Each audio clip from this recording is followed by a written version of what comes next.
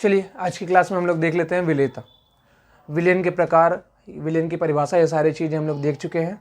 आज हम लोग विलेयता देखते हैं, विलेयता का मतलब क्या है और संतृप्त विलयन बनाने की थोड़ी सी विधि को हम लोग मेथड्स को बारे में डिस्कस करेंगे। ठीक है, तो विलेयता, यहाँ पे विलेयता का मतलब क्या है कि जैसे एक एग्जांपल अगर हम लोग लें, आप लोग थोड़ा सा पानी कुछ 50 ml के लगभग, ठीक है, एक कांच के ग्लास में ले लीजिए, 50 ml से बल्कि और कम, तो 25 ml तक पानी, और उसमें नमक एक चम्मच करके डालिए। 1 चम्मच नमक जैसे डालोगे डिज़ोल्व करोगे घुल जाएगा, फिर आप नमक डालोगे थोड़ा सा, फिर डिज़ोल्व करोगे घुल जाएगा, फिर आप नमक डालोगे घुल जाएगा, फिर ये ऐसे ही करते करते एक कंडीशन ऐसी आएगी कि उस कंडीशन में अब उसमें नमक नहीं घुलेगा, चाहे जितना आप डिज़ोल्व करोगे घुलेगा नहीं।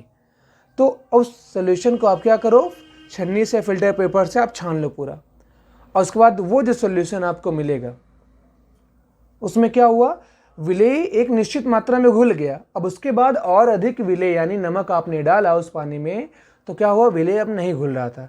तो कहने का मतलब है किसी एक निश्चित मात्रा की विलायक में विलेय की एक निश्चित मात्रा ही घुल सकती है। समझ में आई बात? कहने का मतलब है कोई अगर विलायक की मात्रा निश्चित है तो उसमें विलेय एक निश्चित मात्रा में ही घुल सकता है निश्चित ताप पर, ठीक है। तो उसमें उससे ज़्यादा विलेय हम लोग नहीं घोल सकते हैं, यदि ताप को बढ़ाएंगे तब जाके हम विलेय को और अधिक घोल सकते हैं, ठीक है। तो विलेयता का मतलब यहाँ से ये हो जाएगा कि विलेयता का मतलब है जो विलयन में जो विलेय होता है दिए गए विलायक में निश्चित कितना घुल जा रहा है, जिससे ज़्यादा वो अब उसमें नहीं घुल पाए। कहने का मतलब है, डेफिनेशन क्या है, किसी पदार्थ की वह अधिकतम मात्रा, किसी भी पदार्थ की वह अधिकतम मात्रा जो निश्चित ताप पर 100 ग्राम विलायक में घुल जाती है। यानी एक अगर हम लोग समझने के लिए ले लें, 100 ग्राम विलायक ले लें, रख लें इसको, 100 ग्राम विलायक ऐसे करके ले लें, 100 ग्राम है विलायक, और इसमें जो विलेय है इसकी एक निश्चित मात्रा, सपोज दैट x ग्राम ही मान लिया, है ना, सपोज मान लिया कि 20 ग्राम, 100 ग्राम विलायक में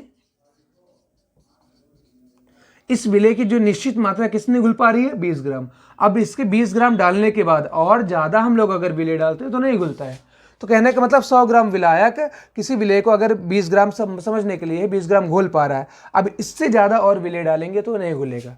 तो कहने का मतलब है इस जो विलेय और विलायक को मिलाने पर जो विलयन बनेगा उसकी विलेयता क्या हो जाएगी, 20 ग्राम पर 100 ग्राम विलायक, यानी 100 ग्राम में 20 ग्राम विलेय घुल पाएगा, है ना। तो वही कहने का मतलब मेरा कि एक निश्चित विलायक में आप कितना अधिकतम विलेय घोल सकते हो, कितना ज़्यादा से ज़्यादा उसमें विलेय घोला जा सकता है, वही अधिकतम मात्रा उसको क्या कहलाती है, विलेयता कहलाती है, ठीक है।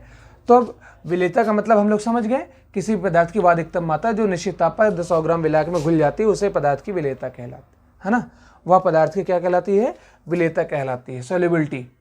अब यहाँ पे इसके आधार पे जो विलेयता के आधार पे, सांद्रता के आधार पे एक तरीके से हम लोगों ने देखा था, तो अब थोड़ा सा संतृप्त विलयन देख लेते हैं।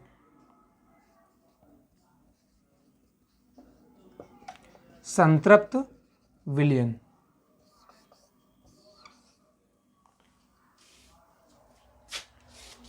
संतृप्त विलयन को हम लोग कैसे डिफाइन करेंगे, सैचुरेटेड सॉल्यूशन आप कह सकते हो, ठीक है। संतृप्त विलयन, असंतृप्त विलयन। अब जैसे 100 ग्राम विलायक है ना, मान लिया कोई विलायक 100 ग्राम यहाँ पे हमने ले लिया, और उसमें विलेय की अधिकतम जो मात्रा है, इस बार 40 ग्राम तक मान लेते हैं, जो विलेय की अधिकतम मात्रा कितनी घुल सकती है, 40 ग्राम, ठीक है। अब इसके बाद और अधिक विलेय इसमें नहीं घुलेगा, ठीक है। तो जैसे 40 ग्राम इसमें मिला दिया, यानी पूर्ण रूप से संतृप्त जितनी मात्रा इसमें घुलनी चाहिए थी उतनी मात्रा घुल चुकी है। तो इस कंडीशन में जो विलयन बन के तैयार होगा वो क्या होगा, संतृप्त विलयन। इसको हम लोग कैसे बना सकते हैं, संतृप्त विलयन बनाने के मेथड कैसे कर सकते हैं, आप एक 50 ml का, उसमें 50 ml पानी ले लीजिए ग्लास में, और उसमें नमक घुलते जाइए, हम नमक घुलते जाइए, तो एक कंडीशन ऐसी आएगी कि अब नमक घुलना बंद हो जाएगा, नमक उसमें नहीं घुलेगा। इसका आप लोग चेक करिएगा, नमक फिर डालोगे नहीं घुलेगा। अब क्या करिए, इस पूरे पार्ट को हम लोग क्या करेंगे, मिश्रण को एक फिल्टर पेपर लेकर इसको छान लेंगे, ठीक है। छानेंगे तो जो नमक नहीं घुला है वो अलग हो जाएगा, जितना पार्ट घुल चुका था, जितना नमक घुल चुका था उस पानी में, उतना सोल्यूशन हमारा अलग आ जाएगा। तो पानी हमारा 50 ml था, 50 ml रहेगा, तो अब इस तरीके से जो आपको विलयन प्राप्त हुआ वह संतृप्त विलयन है, क्योंकि उस 50 ml पानी में नमक जितना घुलना था, जितने ग्राम, हम लोग ग्राम में वेट करके उसको डालते जाएंगे तो हमें ग्राम पता रहेगा। तो जितना आपने नमक डाल दिया, जितना घुल गया, अब उसके बाद नमक नहीं घुल रहा था, मतलब उसकी एक मैक्सिमम कंडीशन थी, तो वही नमक की मात्रा उसकी क्या है, विलेयता है। और ये क्या है, संतृप्त विलयन है, क्योंकि अब इसमें और अधिक आप नहीं घोल सकते हो, है ना। तो ये क्या है, इस तरीके से जब और अधिक, ऐसा विलयन जिसमें और अधिक विलेय को न घोला जा सके, ऐसा विलयन जिसमें और अधिक विलेय को न घोला जा सके, उसे संतृप्त विलयन कहते हैं। और एक भाषा में कह सकते हो जनरली कि ऐसा विलयन जिसमें विलेयता, ऐसा विलयन जिसमें उसकी विलेयता कंप्लीट हो, यानी विलेयता से न कम हो न विलेयता से ज़्यादा मिला हो, जितनी उस विलेय की विलेयता है उतना ही मात्रा उसमें घुली हुई है, वह विलयन क्या कहलाता है, संतृप्त विलयन, सैचुरेटेड सॉल्यूशन कहलाता है। ठीक है, तो इसकी परिभाषा मैं यहाँ पे लिख नहीं रहा हूँ, ऐसे बता रहा हूँ। कैसा विलयन, यानी ऐसा विलयन जिसमें विलेय की और अधिक मात्रा ना घोली जा सके, वो क्या कहलाता है, संतृप्त विलयन कहलाता है। अब इसको प्रभावित कौन करेगा, जैसे संतृप्त विलयन हो गया, अब इसी तरीके से असंतृप्त हम लोग देख लें।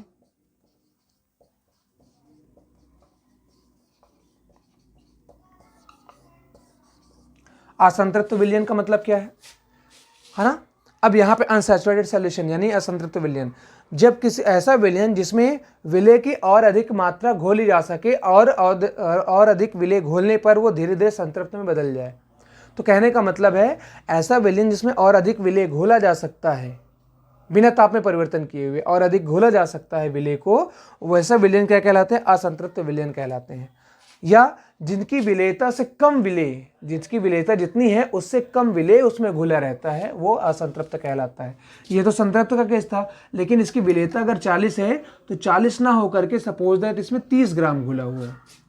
विलेयता का मतलब जितने ग्राम घुलने चाहिए थे उतने ग्राम से कम घुला हुआ है ना, 30 ग्राम। तो कहने का मतलब इसकी विलेयता अगर 40 ग्राम पर 100 ग्राम है तो अभी तो कम ही विलेय है ना, तो यानी और अधिक विलेय को हम लोग घोल सकते हैं।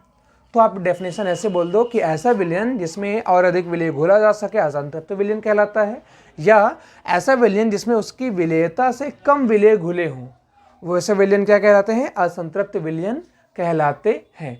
ठीक है, तो इस तरीके से आप दोनों की परिभाषा दे सकते हो, संतृप्त विलयन, असंतृप्त विलयन। ठीक है, एक है सैचुरेटेड सॉल्यूशन, एक है अनसैचुरेटेड सॉल्यूशन। दोनों की परिभाषा इस तरीके से विलेयता के आधार पे भी और सांद्रता के आधार पे, यानी उनके विलेय की मात्रा के आधार पे भी आप कह सकते हो। अब विलेयता को प्रभावित कौन कौन करता है, तो जैसे ही आप ताप बढ़ाओगे, है ना, अब जैसे संतृप्त विलयन है ना, कोई भी संतृप्त विलयन, इसमें अधिकतम विलेय घुल चुका है। अब जैसे ताप बढ़ाओगे तो उसमें और अधिक ताप बढ़ने से क्या होगा, और अधिक विलेय को आप घोल सकते हो। जो विलेय नहीं घुल रहा था, अब वो ताप जैसे बढ़ाओगे तो अधिक विलेय भी और ज़्यादा घुल सकता है। तो ताप बढ़ाकर विलेयता को हम लोग क्या कर सकते हैं, बढ़ा सकते हैं। विलायक की मात्रा बढ़ा करके भी हम लोग विलेयता को बढ़ा सकते हैं। ठीक है, तो विलेयता को प्रभावित करने वाले कारक कौन कौन से हो जाएंगे, ताप और विलायक की मात्रा। इसके अलावा भी एक दो मैं अभी डिस्कस करूंगा सांद्रता से संबंधित भी। तो जनरली अगर ताप बढ़ाओगे तब भी विलेयता बढ़ेगी, और विलायक की मात्रा बढ़ा दिया तब भी विलेयता क्या हो जाएगी, बढ़ जाएगी। ठीक है, तो यहाँ पे इस तरीके से आप देख सकते हो। चलिए आगे देखते हैं।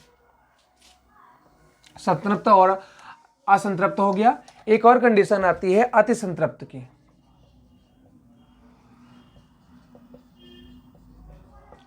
अति संतृप्त सॉल्यूशन, अति का मतलब समझ रहे, अति का मतलब अधिक, यानी कहने का मतलब है कि यहाँ पे आपको क्या होगा, यदि किसी विलयन, कोई संतृप्त विलयन है, तो यदि किसी संतृप्त विलयन में, है ना, और अधिक विलेय घुल जाए, किसी कंडीशन में ताप बढ़ा करके और अधिक विलेय घोल दिया, यानी उसकी विलेयता से अधिक विलेय घुला हो, यदि किसी विलयन में उसकी विलेयता से अधिक विलेय घुला हो, है ना, विलेय पदार्थ की विलेयता से अधिक विलेय घुला हो, तो उसे क्या कहते हैं, अति संतृप्त विलयन कहते हैं।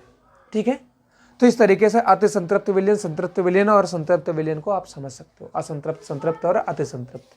ठीक है, अब इसके बाद विलेयता को प्रभावित करने वाले कारक कौन कौन से थे, विलेयता को प्रभावित करने वाले कारक कौन कौन से हैं। एक जनरली मैं यहाँ पे समझ लेता हूँ इसको, ताप, है ना, जैसे जैसे ताप बढ़ाओगे विलेयता क्या हो जाएगी, बढ़ती जाएगी। एक आप समझ सकते हो विलायक की मात्रा भी आप कह सकते हो, विलायक की मात्रा, विलायक की मात्रा जैसे जैसे बढ़ाओगे, सपोज 100 ग्राम विलायक में 40 ग्राम विलेय घुल सकता है, विलेयता 40 है, लेकिन इससे ज़्यादा नहीं घोल सकते हो। अब 100 ग्राम विलायक से विलायक और ज़्यादा कर दिया, तो जब विलायक की मात्रा ज़्यादा होगी तो विलेय भी ज़्यादा घोल सकते हो। तो यानी विलायक की मात्रा जैसे बढ़ाओगे तो विलेयता भी बढ़ेगी, ठीक है, इस तरीके से भी आप कह सकते हो। तो ये दो कारक है, एक सांद्रता भी है, इफेक्ट कर रहा है इसको।